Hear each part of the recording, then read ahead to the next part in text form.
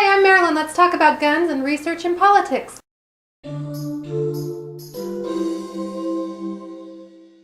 Guns are a huge part of the culture of the rural United States where they are a way some families still get large amounts of food for their table, and they are certainly considered more than instruments of destruction. Here they are often seen as a symbol of the Western independent spirit, and lots of families own guns, not just for protection but also for hunting and simply because guns are interesting.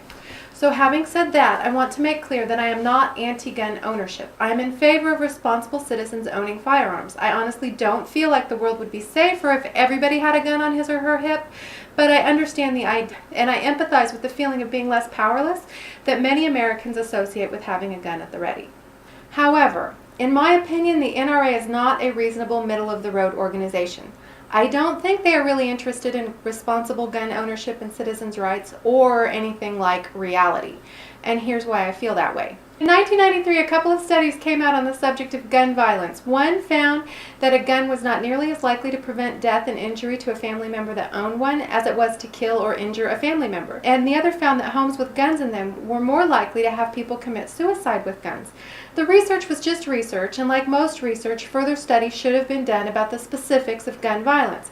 But the NRA called the research political and made sure that we stopped funding any kind of research into gun violence. You see, it wasn't that the research was carried out in a political way, it was that the NRA felt that any research on the subject would be political.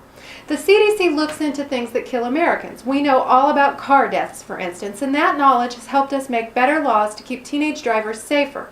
But we don't know that much about gun-related deaths. Further research along those lines might have shown us that in some instances guns are protective.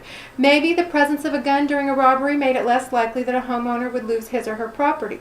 I don't know. I honestly doubt it, and I think the NRA doubts it too, because the NRA has taken the stance that any investigation into gun violence is an act that can be considered anti-gun ownership and a violation of your Second Amendment right.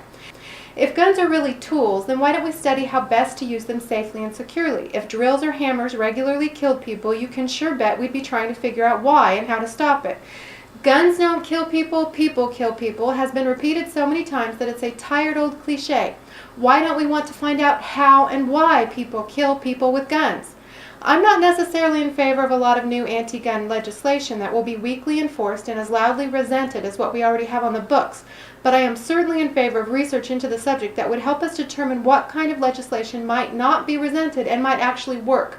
Knowledge is what we really need, and it seems to be what the NRA wants to make sure that we don't have. Well, that was random. And he wants to weigh in on the topic too.